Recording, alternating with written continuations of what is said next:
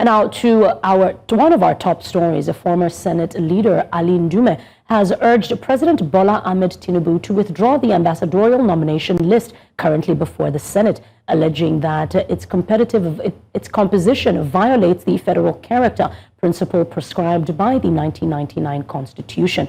The Senate had on Thursday received a list of career and non-career ambassadorial nominees from President Tinubu, which was referred to the Senate Committee on Foreign Affairs for screening. But Ndume, who represents Borno South, said in a statement on Saturday that the distribution of nominees was lopsided and failed to reflect Nigeria's diversity as required under Section 14 of the Constitution. He said while some states have as many as 3 or 4 nominees, others have none, including Gombe State.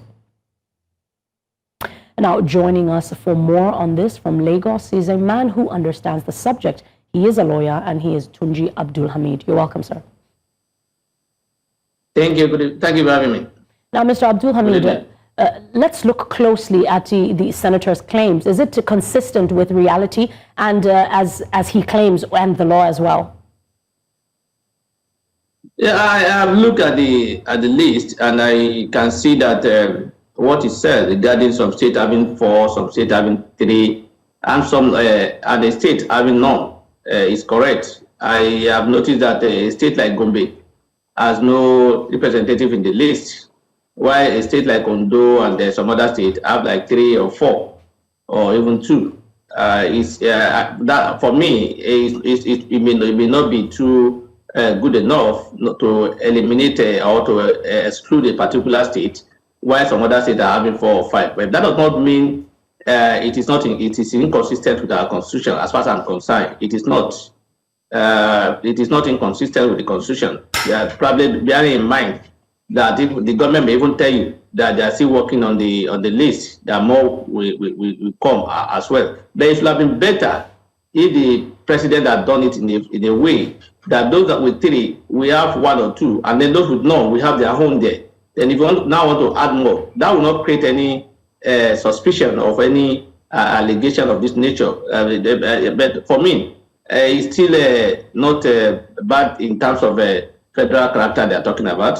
After all, there's nothing in that constitution that specify how that federal character should be. They only say that the president shall put into consideration sections 171, section 5 of the constitution, say that the president in appointing ambassador or any appointment power conferred on him under section 171, section 1, he must put into consideration the federal character principle, and he must put the interest of the national unity into consideration as well. So for the purpose of national unity, I think every state must have its own representative, and it must be evenly distributed to an extent. Unfortunately, there is no law as regards what we can consider evenly distributed or equitable distribution of the position that will reflect federal character. It is, I think, the balance is what the law is expecting them to bring on board. Right. As it is today now, anyway, the National Assembly still have the opportunity to look at the list and then tell the president what they think is not proper there. But that's not enough for the president to record the list. Right. Now, Mr. Tunji, the so-called federal character breach is a section in the Nigerian Constitution that cannot be taken to court. So how far can Senator Ndume his cry go since it cannot be judicially remedied? Yes, I agree with you that section 14, section 3 of the Constitution, which require that federal character must be put into consideration, and section 171, section 5 of the Constitution, which require the president to put into consideration federal character when in this kind of appointment. Section 14, for instance, cannot be enforced in court. The only way it can be enforced is for the National Assembly to look into it and say, look, the president will notice this inconsistency, will notice this inequality in the list, or will notice that a state or some states have no representative, and why some has 4 or 5. Therefore, please, in the interest of the national unity, and in the interest of compliance with federal character principle, you need to look into this and refute the list, or even add more or remove more from the list. So now, the National Assembly can still do something in that regard. Right. Now, that's the only solution. that's available now. Now, if we look at the views of a number of various analysts, many analysts point to the fact that the federal character is usually an argument of convenience and that any sitting president can basically favor whomever he pleases. How does that come into the current picture now? Yes, I will agree to them to an extent, but I also don't want to believe that, look, some people say federal character means that you must take away merit. No, it doesn't. You can find a merit in every state. If you are looking at equitable distribution in all states, and you are looking for a situation where all states will have representatives, you can see people that will be fit in every state of this country. So that does not mean because they are talking about federal character, you will say, no, we are only concerned about merit. Because sometimes government too, they do that. They will tell you this appointment was based on merit. Don't let us look at federal character. Federal character will not help us. We will go into merit. On the other side, it doesn't favor them. They go and talk about federal character. So we are not consistent with our application of our rule of law in the country, and that's why we have been having problems in this country.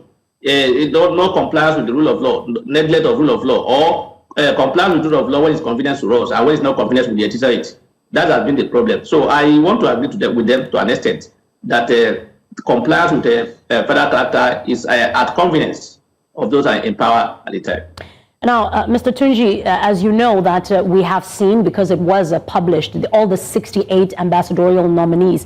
So taking into consideration the fact that the list was released and we have seen and taken note of the names, in your own calculated view, what exactly should the president do at this time? Should he withdraw the list indeed, or just let the pressure pass with time? No, if there's an error or omission in that list, he did not withdraw the list. People who are not people have made criticize the list based on a kind of some character of some certain people in that list. Some people are seen as people who are not fit to represent us abroad. Some people some see some of them as people who are failed in their responsibility in the state as a governor or as a whatever opportunity that they've given before. So they are now using that as compensation for them to hold position, political consideration. So I think if the president agrees with them, he need not withdraw. What he needs to do is to add and give those states who doesn't have a representative their own, or also look at it and see how they can make sure that the balance is in it. Because there must be we are in a situation whereby these sentiments are always the ethnic, political, regional sentiments. It's a problem in our country has been there. So we must not create any suspicion as to whether or not we are treating any particular section a different way. Unfortunately, it looks like that. Perception is very key in this regard, and it appears the president are not looking in that regard. They are not considering the perception of the people regarding the list. So there are so many names that I have issues with.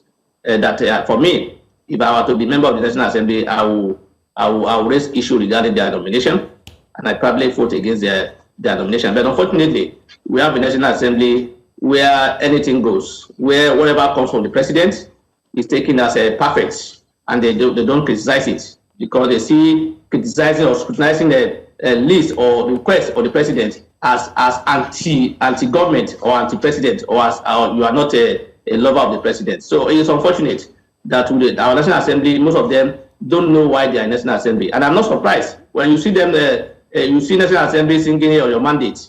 A National Assembly who should be the one checking the executive and now standing on the mandate of the executives. So what do you expect them to do? They will not do more. So this list may likely pass through without any issue from the National Assembly.